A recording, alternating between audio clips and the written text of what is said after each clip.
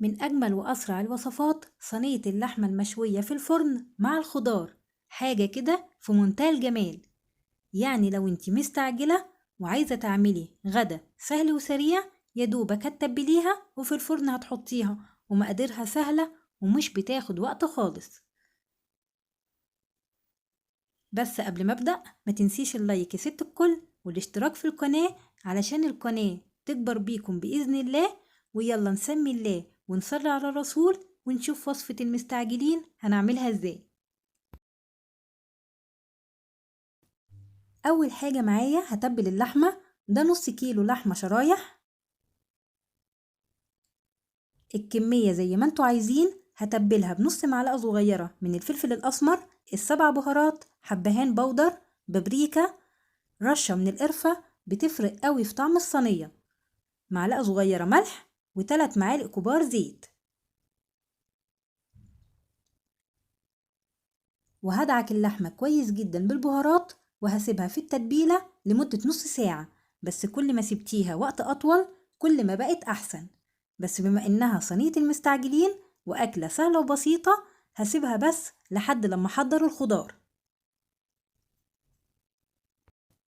نحضر مع بعض الخضار. معايا هنا فلفل ألوان نص فلفلة من كل لون، بصلة كبيرة مقطعة شرايح، 2 طماطم مقطعين، 4 حبات بطاطس مقطعين شرايح محملة بالشكل ده، جزرة كبيرة مقطعة شرايح. تقدروا تضيفوا أي خضار انتوا بتحبوه. في الصينية هضيف الخضار ما عدا البطاطس والجزر، وهضيف نص معلقة صغيرة من الكمون، الملح، الفلفل الأسمر، رشة من القرفة. وهدعك الخضار بالبهارات كويس جدا الأول.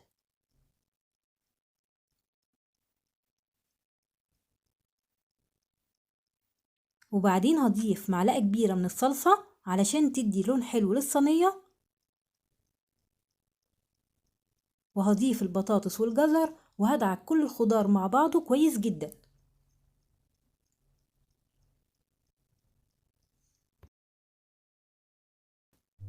غدا سهل وسريع ومش بياخد وقت خالص، مفيش أبسط من كده. هضيف اللحمة وهقلب كله في قلب بعضه. لو عايزة اللحمة تبقى مشوية هتخليها هي اللي على وش الصينية، وممكن تقلبيها كلها في بعضها وجزء من الصينية يتشوي والجزء التاني يبقى طري حسب ما انت عايزة. ياريت اللي وصل معايا لحد هنا ما ينساش يحط لايك حلو زيه.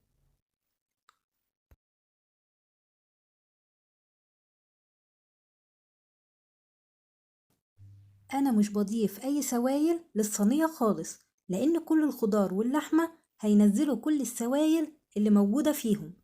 هغطيها بورق زبدة الاول وبعدين ورق فويل، واهم حاجة تقفلوا الصينية كويس جدا علشان البخار يسوي الخضار واللحمة.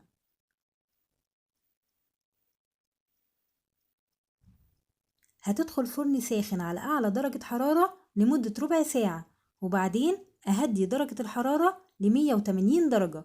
خدت مني في الفرن ساعة إلا ربع.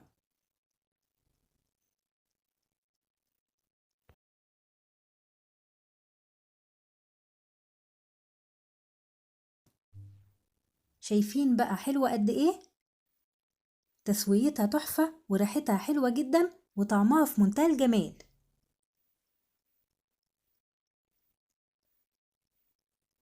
والخضار مستوي واللحمة مستوية ودايبة ما شاء الله.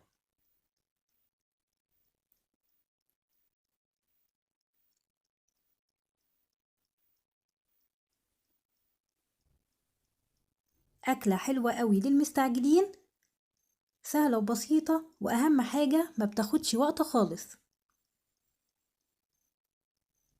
قدميها مع رز أبيض أو رز بالشعرية براحتك. كده وصفتنا النهاردة انتهت. لو عجبتكم وصفتنا ما تنسوش اللايك والشير والاشتراك في القناة. استودعكم الله الذي لا تضيع ودائعه، والسلام عليكم.